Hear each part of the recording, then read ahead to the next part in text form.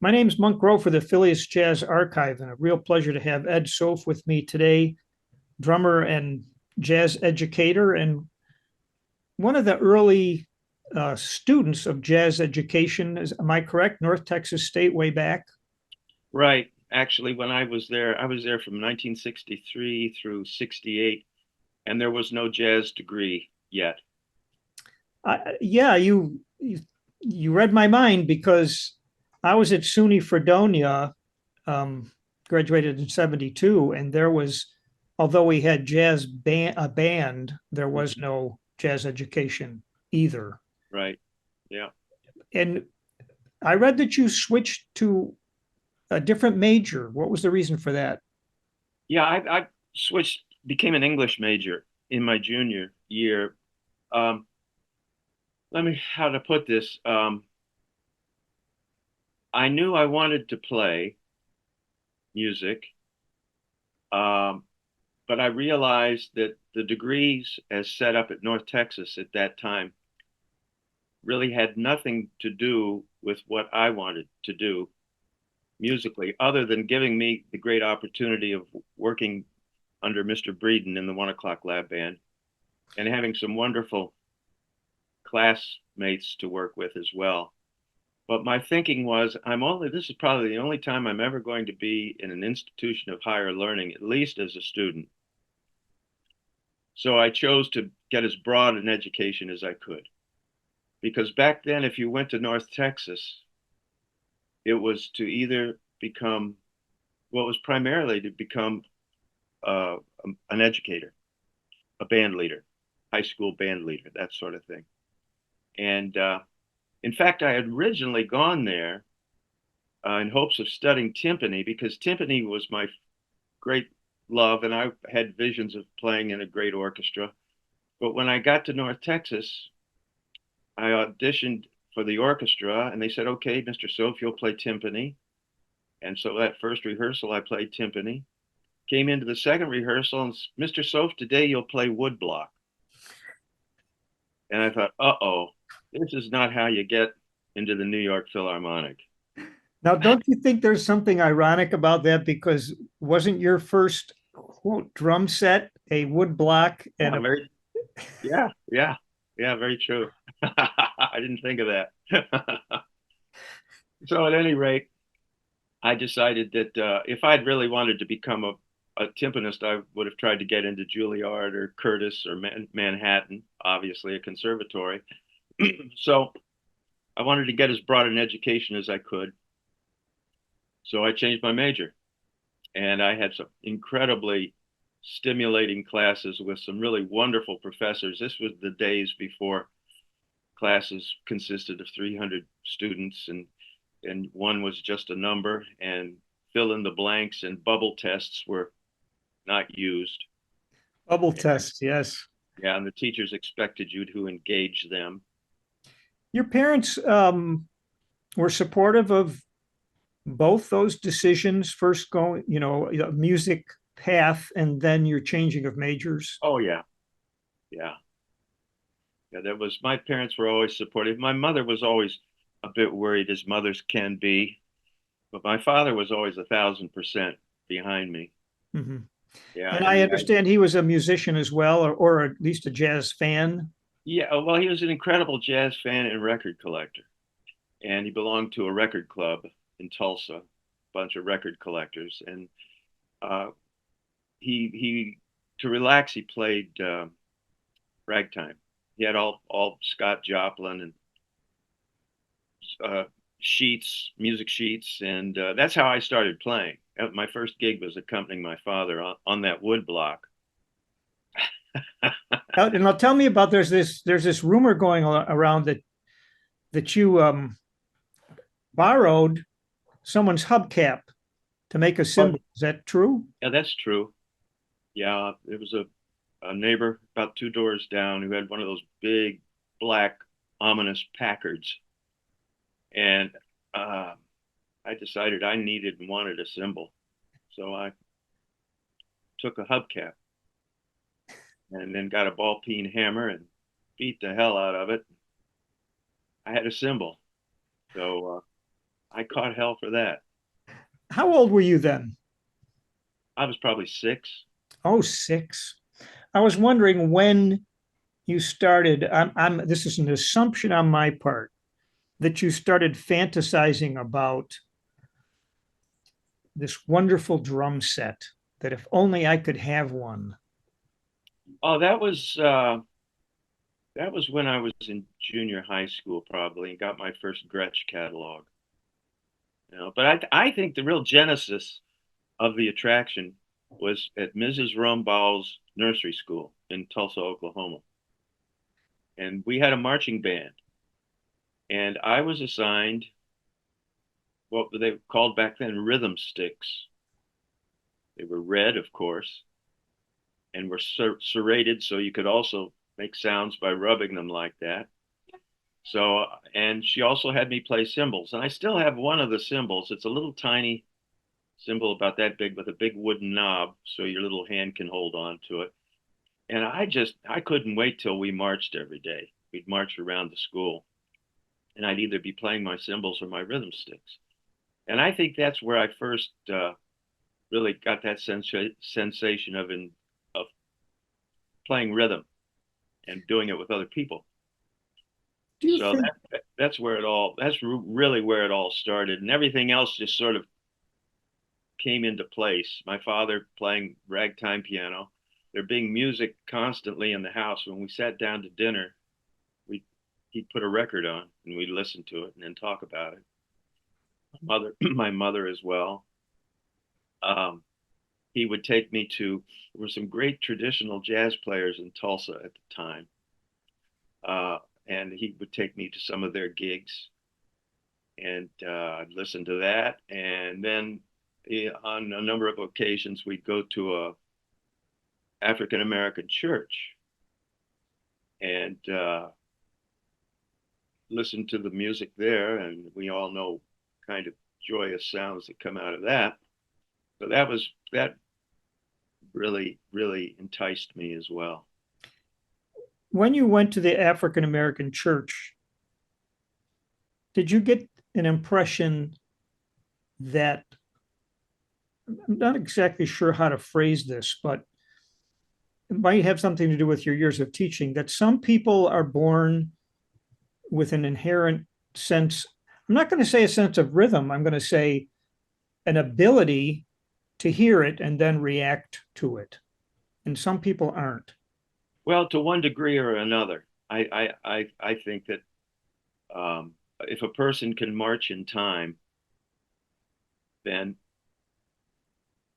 or speak in time, recite something in time, that then in some form or another they can express that gift physically. But where the breakdown comes, I know so many people, aspiring drummers, who have such an incredible passion for the instrument and for the music, but that passion and desire is not matched by physical ability. And when I was at North Texas, say I had 32 students per semester, and invariably over the years there were at the top there was maybe 2 or 3 students who were naturals, who had the coordination that came naturally. And then there was a wide breadth of students in the middle that could either, depending upon the success of the teacher, could either continue to expand or remain where they were. And then at the bottom, and I shouldn't say bottom, I mean, this is more, let's think of it that way. Uh, there were the people who would have given whatever they needed to give to play well. And but for some reason just physically could not get it together, either inability to hold the sticks in a way that allowed the body to move freely. I mean, there's so many variables involved that it's to make a blanket statement that some people have it and some people don't. I don't know if I would agree with that. I think there's levels like there are with every other ability. Some people have great memory. Some people have mediocre memory. Some people can recite poetry well. Some people can't, you know. So I I think everybody has a potential. There's so many elements that go into it. Exposure, obviously, at an early age, and then early teaching experiences, um, whether or not early teachers encourage the student to discover for him or herself rather than the teacher being dictatorial and saying, this is the right way, all the others are wrong. And I mean, this just doesn't go for improvised music, it goes for any kind of music. It's the imagination that makes the musician. You must be reading my notes here because I had a question about that and how that what methods you might have used to lay the groundwork to increase the chances that a student could be successful in improvising and have a creative spirit. Okay. Well, for me, the defining factor is how well one listens and perceives sound. And there's a very corny adage, which is very true, is if you can't say it, you can't play it. So my teaching over the years became less and less visual, meaning exercises out of a book, and more aural. And what I found was that another impediment to one's learning ability was the ability to internalize the music. And especially as a jazz player, because you hear a drum, when you know when a drummer's playing the tune and when a drummer's just playing his licks. And you listen to somebody like Roy Haynes and hear how he orchestrates the tune. So it's right there. Billy Higgins, Billy Joe, all the great drummers, up to Brian Blade today and onward. They're playing the music. They're not playing the drums. So my thrust with a student now is to get them to be able to vocalize, say, just as an example, Charlie Parker tune, something simple like Billy's Bounce. And when they first sing it, they go ta ta ta ta ta ta ta ta ta ta ta ta, right? So they baby talk it. So I say, okay, find a recording of it, listen to Mr. Parker and the other horns, and get to the point where you can vocalize a reasonable facsimile of the horn. Because as a drummer, you have to be an inner horn player because those are the people whom you accompany. And just like I tell horn players, you need to learn something about drums and how to listen to drums because those are the people you're playing with. So at any rate, yeah, so I get them to vocalize. And if they can internalize that, some people can, some people cannot. Some people do it easily, some people give up very quickly. And it's like learning a language, obviously. And once they've got that, I say, okay, let's go to the drums. Now, you be Charlie Parker, only instead of playing an alto saxophone, you're playing a snare drum. Let me hear you play the snare drum with the same flow as Mr. Parker gets with air. I want to hear you get it with motion. See if you can translate ba-doo-be-dee-bap, ba-doo-be-dee-ba-dap, not into ta-ta-ta-ta-ta-ta, but ba-da-da-da-da-da, right? And they struggle, just as anybody does with something new. But that's where it all comes from, is the struggle. You say, okay, doesn't sound like Bird, does it? No, man, it doesn't at all. I said, are you uptight? Are you tense? Oh, see, yeah, I'm trying as hard as I can. Well, quit trying. Quit trying. Just let the sticks dance on the drums. And then you might make some remarks like, hey, look at your hand. Look how tightly it's holding the stick. Just hold the stick so that, like if you were picking up something that was very fragile. Don't squeeze it. Just let it rest in your hand. Same way if you were an artist, you would use a paintbrush. Boom. You do all these different avenues of connections that you try to make. And lo and behold, there it comes. And once you've got the melody and you can play it on the snare, then you say, okay, let's add some accompaniment to it. Let's put a ride cymbal here and let's put the hi-hat on 2 and 4. And let's outline the melody between the snare drum and the bass drum. And all of a sudden they go, wow, man, I sound like Philly Joe. And you say, well, almost. But the point is, using music as the model, not a using an auditory model, not a visual one. Yeah, I was going to ask right at the beginning of this wonderful description, you said Aural. I assume you're going Aural, Yeah, correct? yeah, Yeah, years. because there's a lot of like oral history and so forth, and Oh yeah. I Well, like that's important too. That's the other thing. Uh, I don't make any value judgments because invariably they're wrong in some form or another. But what I will say is that the hardest thing to do with most students is to get them to listen to the past because there's such great peer pressure to be hip and current. And I'd talk to my students, I'd say, when I was a kid, and my father would bring home at first 78s, but later on 33 and a third LPs. And I said, I would play those damn things until without knowing it, I was singing horn solos.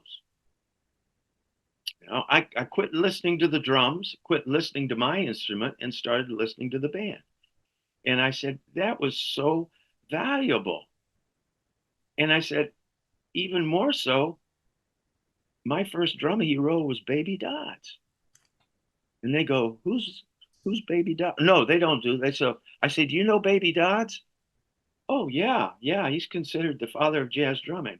And then of course that's my chance. I say, okay, play me time the way Baby Dodds did. Uh-oh. I say, that's your mistake. You know names, but you don't know the music that goes with the name.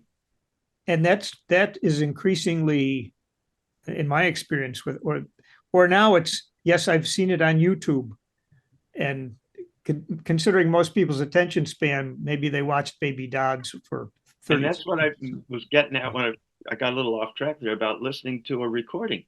We'd listen, we'd listen to, we didn't have YouTube. And this is not saying, oh, let's go back to the good old days. It's just a matter of we had no choice but to listen to that record over and over and over and over. And realizing that every time we listened to it, we heard something new. It's like reading Huckleberry Finn when you're 12 years old and then reading Huckleberry Finn when you're 50 years old. Whole different ball game. Well, it's the same way with this music, whether it's jazz or classical or anything, because it's not just obviously the hands and the feet that develop, it's the ears, which is the bottom line for all of this. So I've got to say, you don't need to practice your drums, you need to practice your ears too. And you go back and listen to Baby Dodds, and you'll hear Baby Dodds playing some of the same rhythms that Jack DeJohnette plays or Elvin Jones play. You'll start to hook into the tradition. It's all there. It's just been voiced differently and moved around in different ways on the kit. But that basic groove is right back there with Baby Dodds. So getting them to go to the past is difficult because their peers are all saying, hey man, you got to listen to this latest so and so. And then the other thing is just lighting, if it's not already lit, try to light their flame of curiosity. And where this came in, a kid came in for his lesson one day, and I said, hey, do you get Modern Drummer magazine? And he said, yeah, I do. I said, did you see that article about Tiny Khan?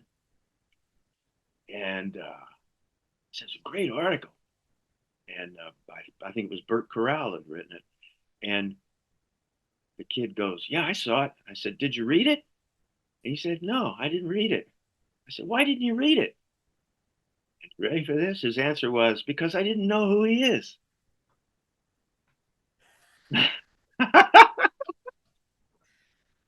Oh man, Oh, yes. there's a weird loop to that thing. Yeah. Yeah. And I just said to this young man, I said, do you realize what you just said? Do you wear the same clothes every day? Do you have the same conversations every day? I mean, damn. And the other trick that I would use with them is I put on I had a deal with my students. They hip me to the stuff they're listening to, all the current stuff, and I hip them to the stuff that I grew up with when I was their age. So I put on Mahavishnu, Inner Mounting Flame, Billy Cobham, and this kid goes, "God, who is that?" And I said, "That's Billy Cobham." And he's doing that on a four-piece drum set. You gotta be kidding. Yeah, Said, like in 1972 also. something like that, yeah. Yeah. And I said, "Are you familiar with Billy Cobham?" And of course, the classic answer, "I know his name." Okay. I said, "Now you've got his music. Are you excited about this?" He goes, "My God," he says, "I can't believe it. I can't believe it. I'm gonna go check him out." Okay. So I wait maybe 3 weeks. 3 more lessons go by. Student comes in. I said, "Okay, I'm ready for it." And he goes, "What's that? Tell me what you found." And he said, "Well, found what? What do you mean?" "Well, Billy Cobham. You said you were going to dig deep into Billy Cobham." "Oh man, I had an English exam and blah blah blah." I say, now those are the kind of people I tell them. I say, if that's how you pursue things that really turn you on, meaning you don't pursue them at all, you have no business going into music. Absolutely no business at all. You can do it for fun, become a stockbroker, a lawyer, a doctor, a dentist, anything, but you're not going to make it if you don't have, because the people who are your competition, to put it in capitalistic terms, they're good because they welcome what they don't know, and when they discover what they don't know, they go for it. And if you don't do that, you don't have a snowball's chance in hell. You know, you're very quotable. uh, I've been before we saying it a move long on, time.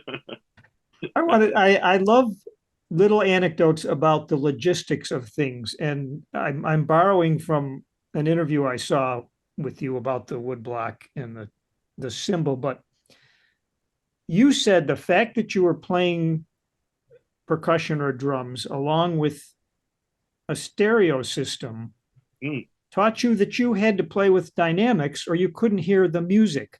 right. That is just so something. Yeah. And all the drummers my age, Dejanette came to school a number of years, and I was always preaching to my students. I'm saying, I hate to clue you in on this, but you're spending thousands of dollars to do what I did at home for nothing.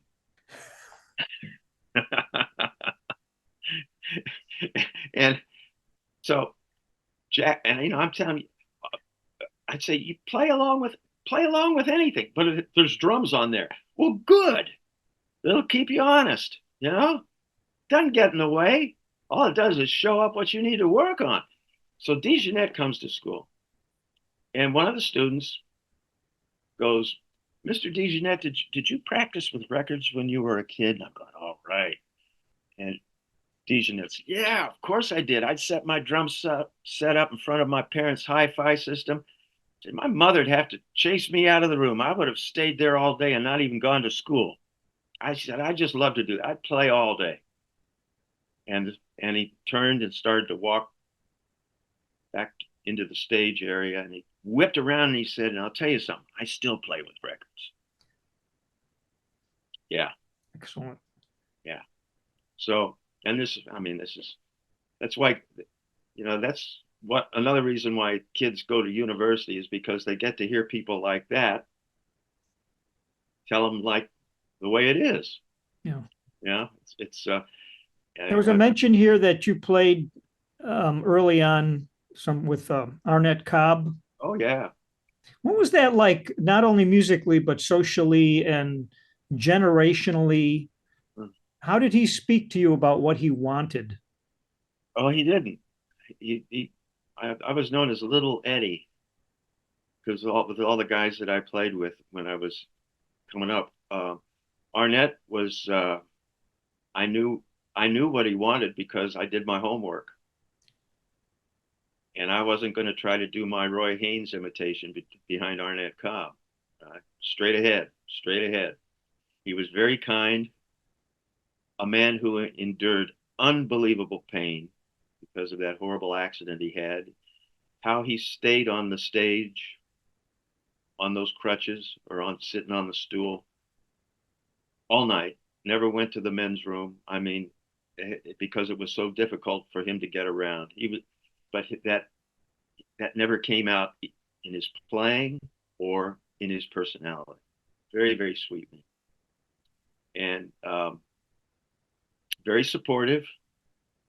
There were some other guys I played with who were younger, who were more. Arnett could have been my grandfather. And these other guys I played with, Jimmy Ford, the great alto player, Don Wilkerson, another great tenor player. Oh gosh, and some really incredible Hispanic jazz musicians in Houston, who were all old enough to be my dad. My father would take me to the gig and sit there and listen, and they would when the Candyman came in, the guys would go to the back room with the Candyman and say, Eddie, why don't you go out and sit with your father for a while? So they protected me from the seedier elements. Candyman meaning drug pusher. Yeah. Yeah. And these men that I played with were gentlemen. They were very supportive in a much different way than Arnett. I was told Jimmy would whip around and go, "What in the hell are you doing back there? Building a house?" Or "You're playing so goddamn loud, I can't hear myself." So, yeah, that's where I learned, really, because thank God those men cared enough. They could have just said, "Get out of here, kid," but they helped me. They taught me how to play. Were you sitting in, like there was a regular drummer there? Yeah. And they'd make some room for you, for a couple. What happened was a drummer who had the gig at this particular club that had Sunday afternoon sessions was a fellow named Dave Barry, who unfortunately has left us. Very sweet man, hell of a drummer. And it was Dave's gig, and he'd come over to my house a couple of times just to show me some things, and then he'd have dinner, and we had a nice relationship. He came over on a break and said, "Eddie, you want to sit in?" And man, I was hoping the floor would open up and I could jump in the hole. I said, no. And my father leaned over and he said, "If you don't get up and play those drums, you're never going to see your drums again." So there was no room there for any negotiation. So I got up and I played, and it was really strange because I was so damn nervous. I could hardly hold onto the sticks. But after playing the head of the tune and starting to get into soloists, all of a sudden I felt like I was at home playing with records. Only I didn't know what was going to come out. But I knew how to play with a bass player because I'd been playing with Paul Chambers and Ray Brown and people like that on record. You had the cream in your band there. Yeah. So I got up to leave after the first tune, and Jimmy Ford turned around and says, "Hey, baby, no, man, you sound fine, man. Play another tune." So I played another tune. I played the whole set. And then Dave came over after the gig and he said, "Eddie, the guys really like the way you play. I'm moving to Reno, Nevada in 2 weeks. Would you like to take this gig?" Oh, man. Yeah. So at the ripe old age of 15, I was playing with the White Bird. That's what they called Jimmy Ford. Mm-hmm. Those recordings he made with Red Rodney at the Royal Roost. Oh my God, I get pinching myself. Yeah, you had the classic dream that most of us had at that age, and it came true for you. Yeah. Yeah. And once I got in the network, then I started playing. Became a night person. It's a wonder I made it through school. Because I was playing a lot of sessions with a lot of good drummers. Malcolm Pinson, great drummer. Carl Lott, who's still alive, great drummer. Richie Lockwood, I don't know what happened to Richie. But there were at least 4 or 5 full-time jazz clubs in Houston back then.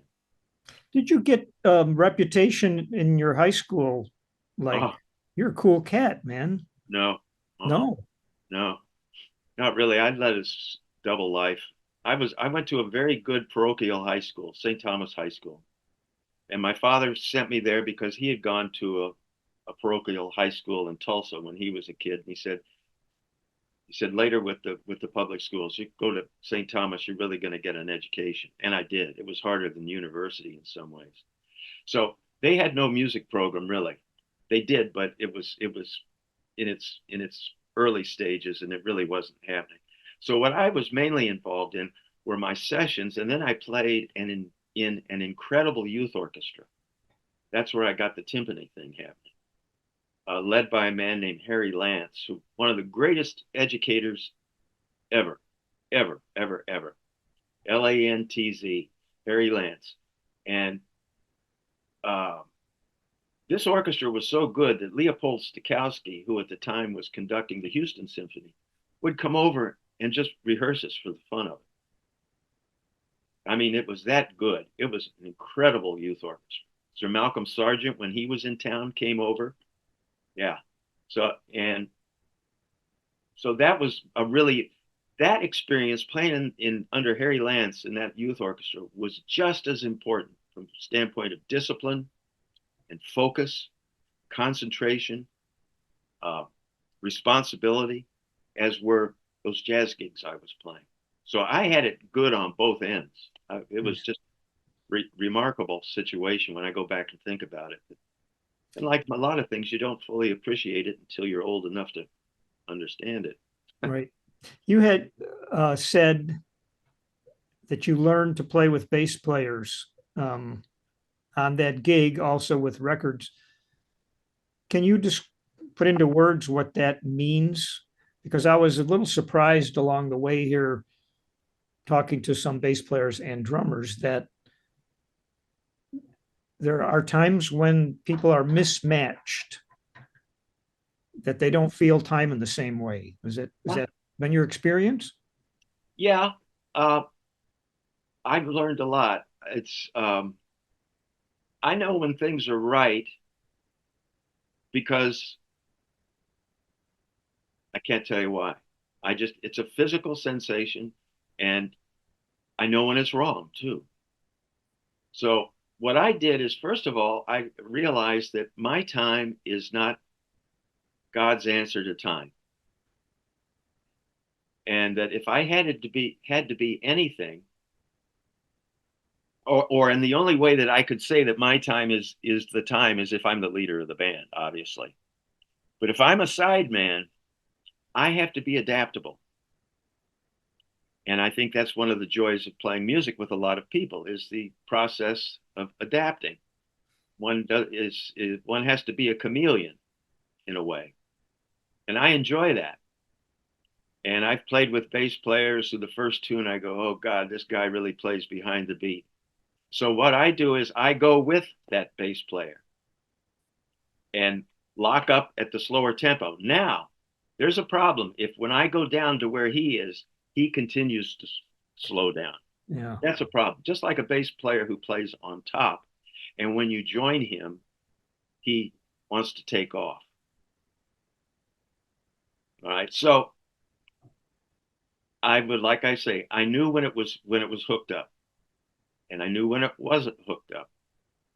And I learned to, when it wasn't hooked up, sometimes to say on a break to the bassist, hey man, how does it feel to you? And the bassist might say, man, I hate to tell you this, but it feels like you're behind. And I'll say, well, that's funny because I thought you were ahead. And we have a good laugh and we retune. There's been only one bass player that I tried everything in my book and to hook up with this gentleman, and received a call from him the next morning in which he, in no uncertain terms, told me that I was the worst drummer he'd ever played with. Wow. So you realize everybody's got their own scene, their own perception, and It's I didn't not anything really, I worry about. And when I put on recordings, I listen to like Miles' classic quintet or the quintet with Tony Williams and Ron Carter and those folks. The tempo goes up, the tempo goes down, but it goes up and finds a new niche and stays there. And it goes down and finds a niche and stays there. So, so what? It's swinging. that's, That again, that is the beauty of adaptability. If Ron saw Carter Lewis had said, Hayes. yeah, I saw Lewis Hayes in New York with this group, and I could not believe that by the time this song was going to be done, that it hadn't sped up by 20 beats per minute or something, uh-huh. because he was so aggressive and on. I don't know if I even said he's on top of the beat. I just feel like He's definitely on top of the beat. definitely on top of the beat. Oh yeah. He and Sam Jones, man, together, they were great because they both felt that. You know, along the same lines, when Ray Brown was here a number of years ago, we went out to eat some barbecue and I said, I'm gonna ask you a really stupid question. And he says, I'm used to it. I said, okay. I said, who's the most comfortable drummer you've played with? And I mean, this man played with everybody. And without blinking an eye, he said, Buddy Rich. I said, Buddy. And I said, why? And he says, because we both felt the time in the same place. Cutting edge of the beat, way on top. And he said, I'll tell you something else. He said, Buddy Rich is the only musical genius I ever met. Yeah, put that in your pipe and smoke it. And I said, why? And he said, because I never met anybody who had the type of ears that he had. And he told an anecdote where I think it was Dizzy who brought Ray up and told Ray to come to New York. And Dizzy took Ray down to a theater where the Dorsey band was playing between shows. And Buddy was playing drums. And Ray said this was the first time he'd heard Buddy live. And he sat there and they were rehearsing a singer's act. And the singer was all pissed off because Buddy wasn't reading the chart and evidently wasn't playing things that the guy was supposed to play. So Dorsey turned to the singer and said, don't worry, it'll be fine tonight. So Ray came back for the show that night and he said that Buddy played things that even he didn't hear could be played.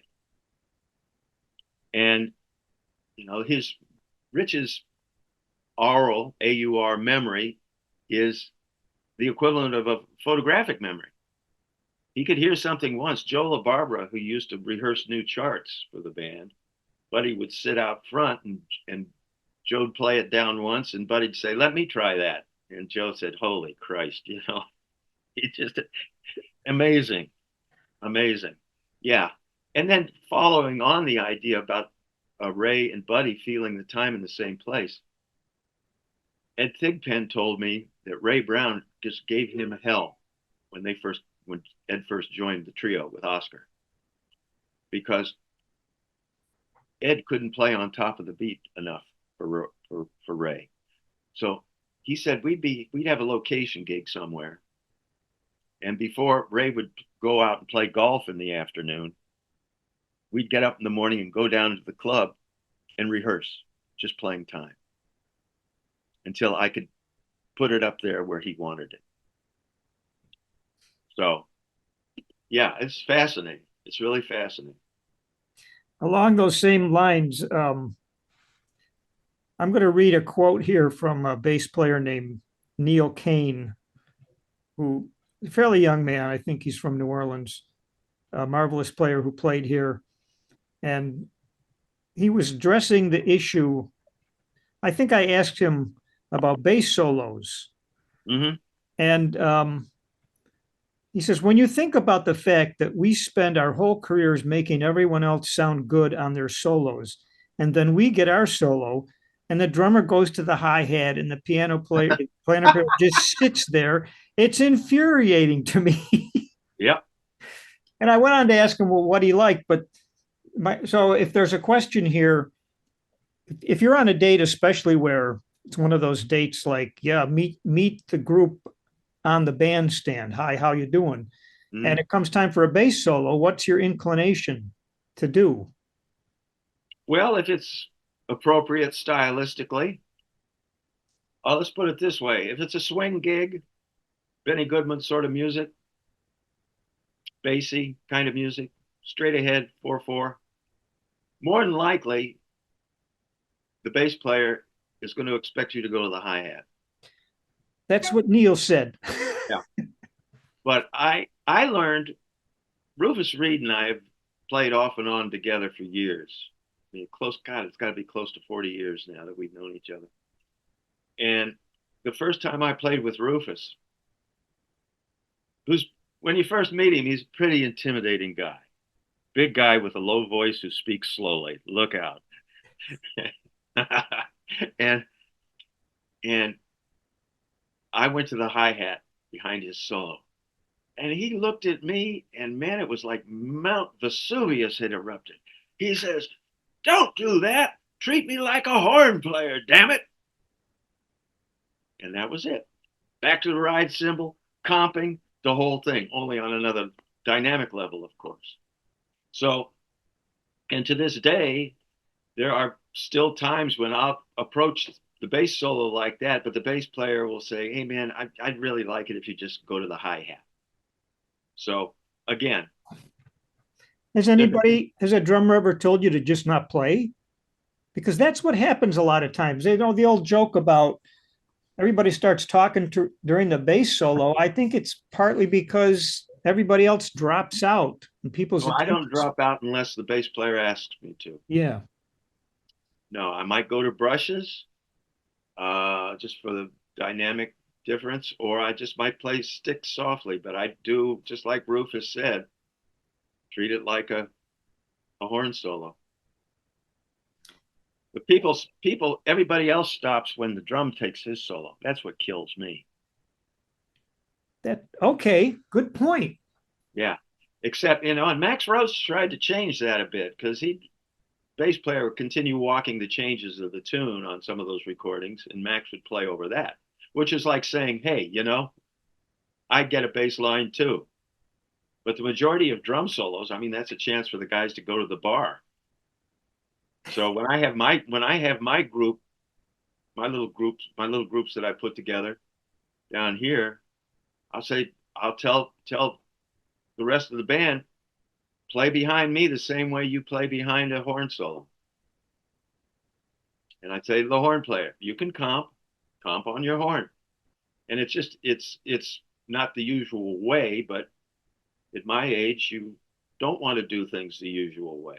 And when you're playing predominantly with young people, which is what I do, I do very little playing with my own age group now.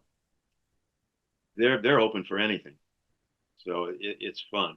And that's just sort of a side story about how drummers are treated. I'll tell you one funny story. Mel Lewis, God rest his soul.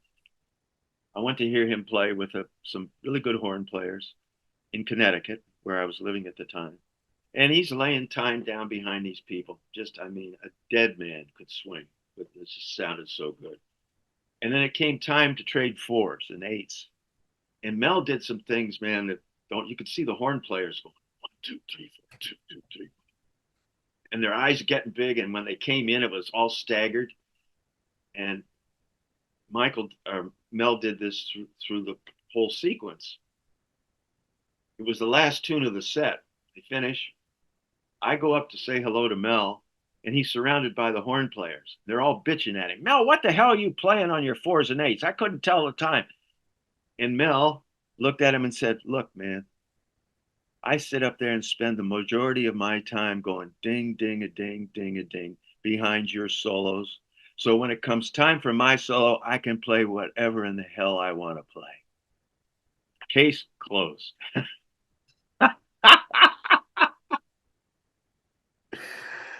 Yeah, drummer's rights. All right. I'm going to be careful how I look at my drummer tonight. I was talking to Phil Wilson about you, and Oh, no, wow.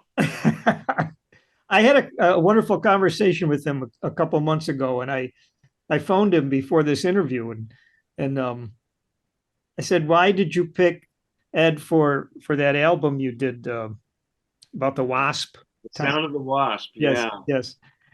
And well, he said, "Well, for one thing, he's got a great sense of humor and et cetera and et cetera." But he said, "I like the way he played the crotch cymbal, The crotch symbol. the crotch cymbal. Yeah. You know what that is? I think is the Chinese symbol." Exactly. All Yeah. right.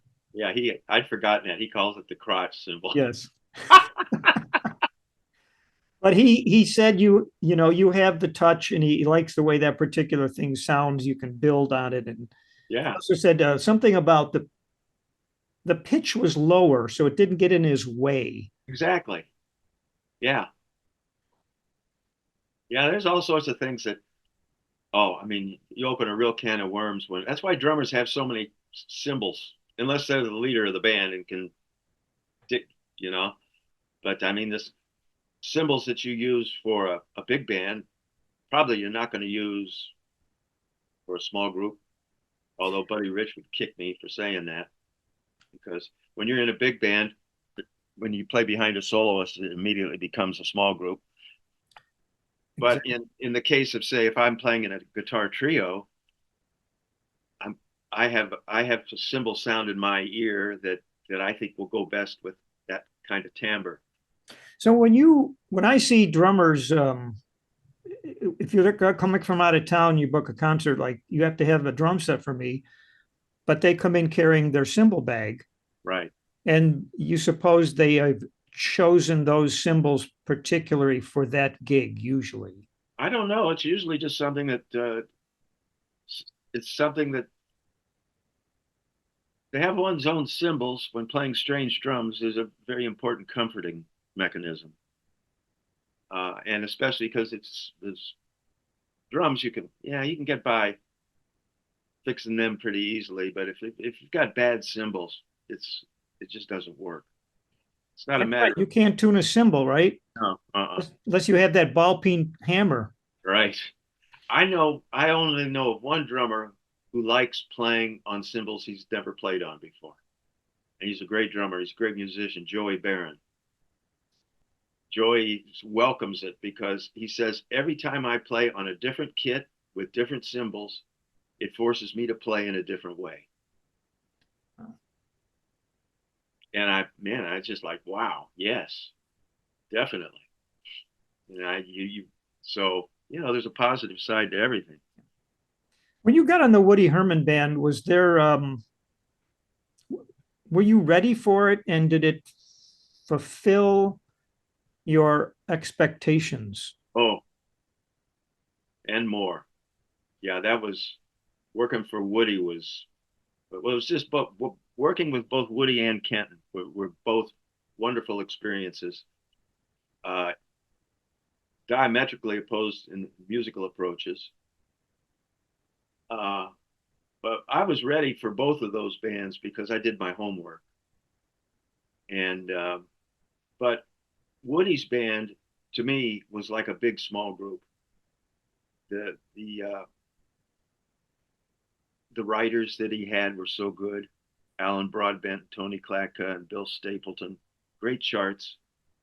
And Woody's willingness for the rhythm section to try new things. The album that a lot of people talk about is Giant Steps. And from a drummer standpoint, drummers, well, Hamilton said that album opened up a whole new door for big band drumming.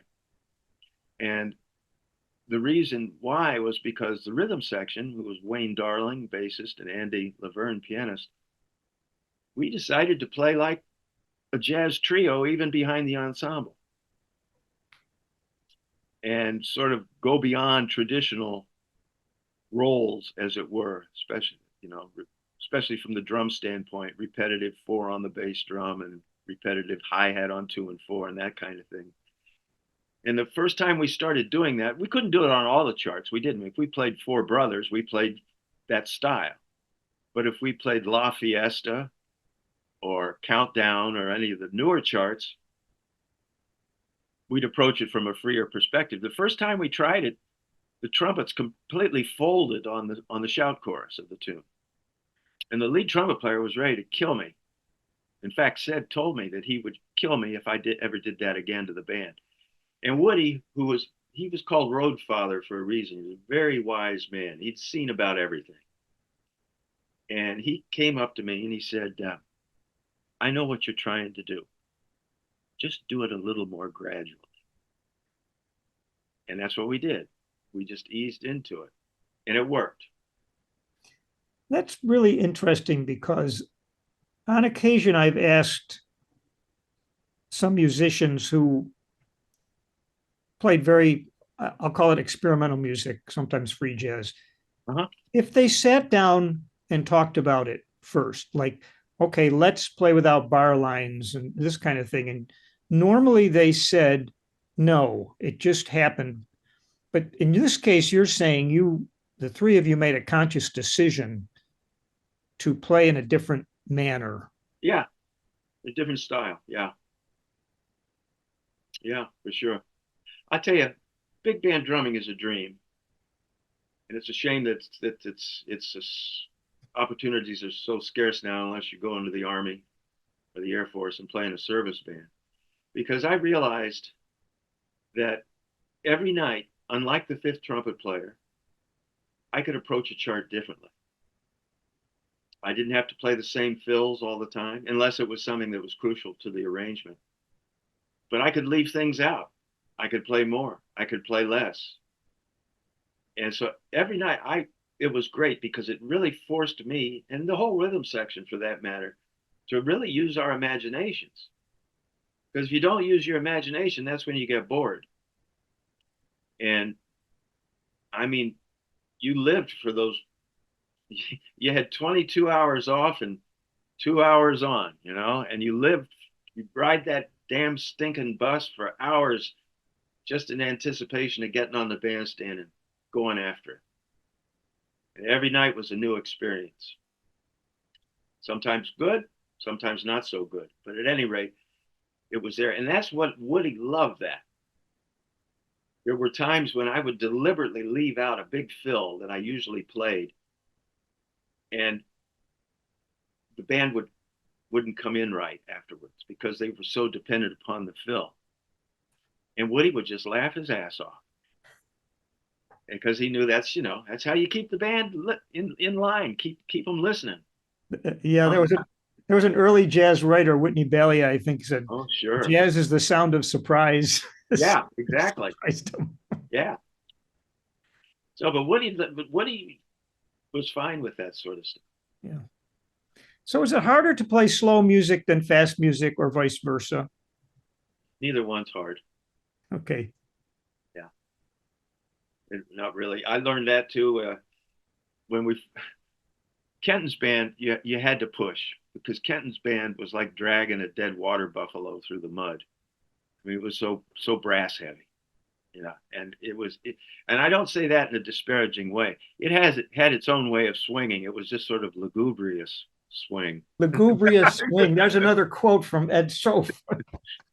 But now Stan was great leader, and the band was a real challenge in many ways, which would be another 6 hours. But I've lost my train of thought when I was coming back to Woody's band. Well, we were talking about swing and Stan. Yeah, Woody's band. I've been playing slowly. That's it. Yeah. One of the first nights we played Early Autumn, which obviously features the saxes, and the lead tenor player, great musician who's still with us, Frank Tiberi. Frank Tiberi would lay back so far on the beat that it almost put you back a year. I mean, he just so one of these early nights, I decided to go with the saxophones instead of keeping the pulse. I tried to phrase with them. And Woody goes, no, no, no, keep it up, keep it up. All right. The only way that, and I realized the only way that one gets the impression of them, of the saxes laying back, is if the rhythm section stays put. Like the same idea with Basie. Those horns are laying back, but Sonny Payne's back there on top of it like a son of a gun. And Freddie Green. And Freddie Green, yeah. So you learn that contrast is an important part of the music, that everybody doesn't necessarily have to play the same time. Yeah. So learning that was good. I'll never forget that. We'd have contests too, how fast we could play Caldonia. Oh. And Don Switzer, who was a bass trombonist on the band, had a stopwatch and he'd time the choruses. Oh man. I have a brief quote from an interview with Sam Noto. And he was with the Kenton band, and he said they were in New York, and Count Basie's band was at Birdland, so they all went down there, and Stan went as well. So the next day they're on the bus, and Al Porcino says, Stan, I saw you at Birdland last night. How did you like Count Basie's band? And Stan says, oh, it was great, but all they do is swing. That's good. But Kenton's arrangements were, many of them were not really meant to swing like Woody Herman or Basie. Oh, of course. Right? Yeah, definitely. Yeah. Let me ask you, go back to your teaching for a minute. If you can think back to the start of your career, the early years, and advice that you might have given a senior or junior or senior drummer who, like a music major, how might it be different from the advice you would give near the end of your teaching career? Oh, geez. I can't answer that. I don't know. And I'll tell you why I can't answer it. It's because everybody's different. And my philosophy became, when I first started out and how I related to a student, is I was dead set on making this person the greatest drummer in, and which I realized later on was just a huge ego trip on my part, so that I could say I created that drummer. And I realized that not everybody is meant to be the greatest drummer in the world, whatever that means. But I realized that my job was to enable a person to achieve whatever potential they have. And because with potential comes enjoyment. And that's why I play music. It's because I enjoy it. And that's why anybody plays music or listens to music, because they enjoy it. So I realized by putting undue pressure on someone who really didn't have the ability or the basic skills to ever play what I thought would be well, I was depriving them and turning the whole experience into a very negative thing. So as the longer you teach, the more you pare away all the BS, your personal BS. And the first step was to realize is to pinpoint a person's musical weaknesses and try to make them, instead of being limitations, turning them into advantages. And without any consideration of how good this person's going to play. That's out of your hands. That's up to the individual, how they apply themselves. But my basic job was to give everybody the same tools. I have a good friend who's a teacher, and also primarily a great player. And I saw him a number of years ago, and I said, "Are you still teaching?" And he said, "No, I've given up on that." I said, "What do you mean you've given up on that?" He says, "Oh, I show the kids all my stuff. They move to New York and do their own thing." And that's the kind of teacher I I'd be horrified to be that kind of teacher.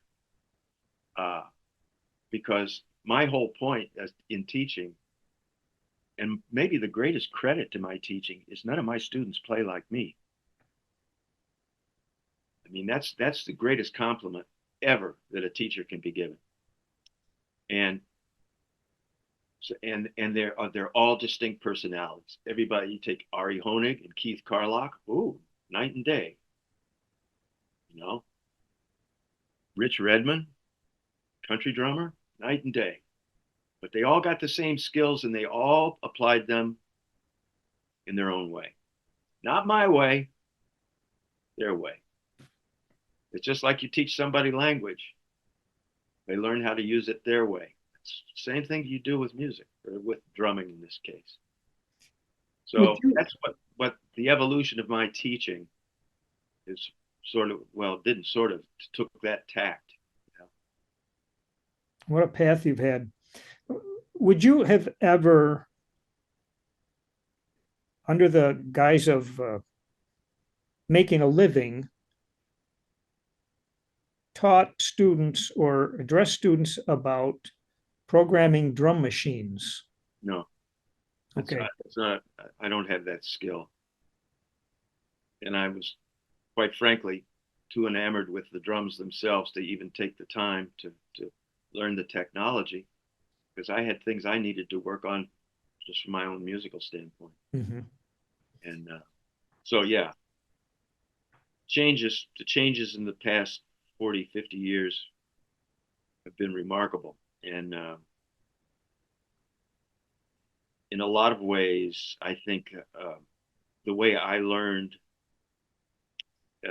primarily through mentorship, is, I hope, isn't lost with what's coming down the pike with all the artificial intelligence technologies. And it's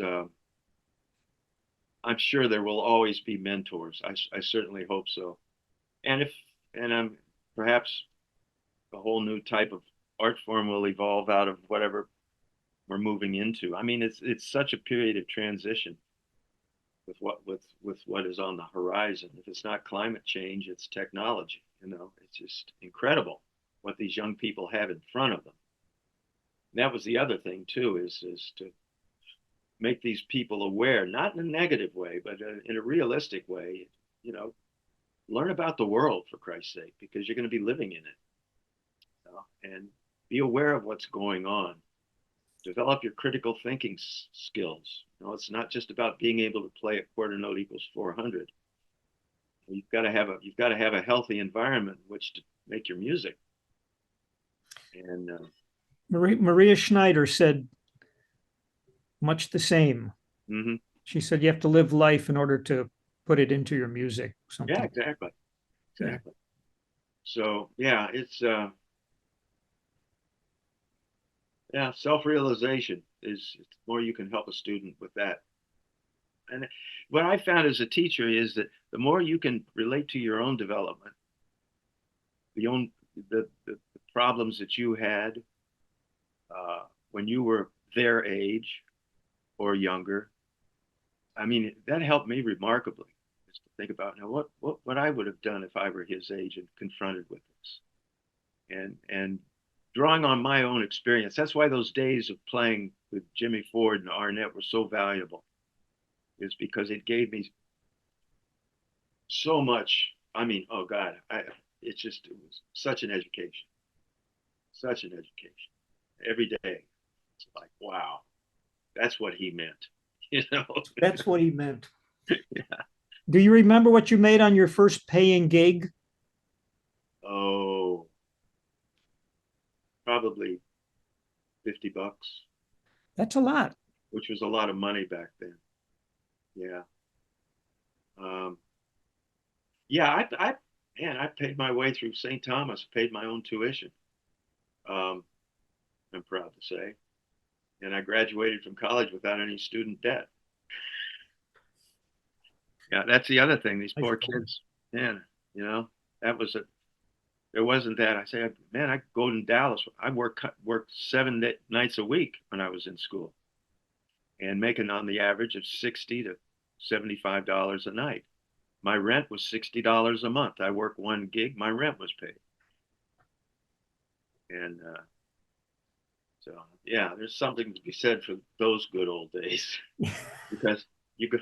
I drive to Dallas to play a gig, a jazz gig, a fun gig. I make the same, damn near the same money I made when I was in school. Only it's gone, maybe I make 75 instead of 60, Yeah. plus tips, of course. Yes. Did you ever play Wipeout for tips? Yeah. Yeah, and my students now, the ones who are successful, the very few are successful just playing drums.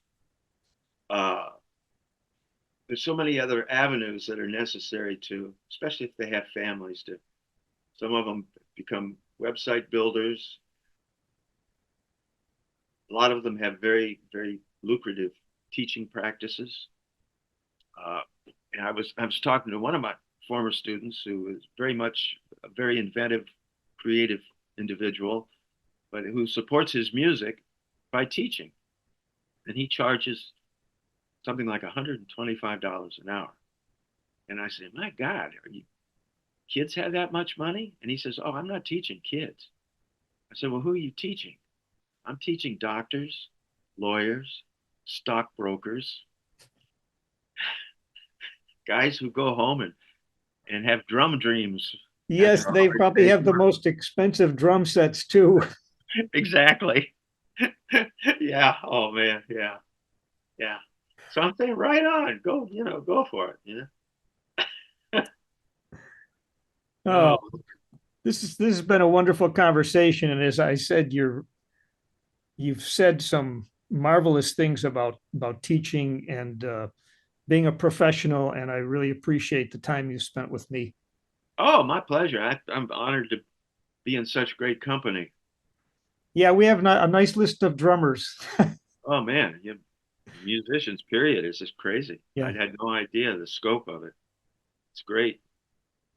Well, thank you, Ed. I hope we cross paths sometime in the future. And Well, if you're ever down in the Dallas Fort Worth area, let me know. okay, Yeah.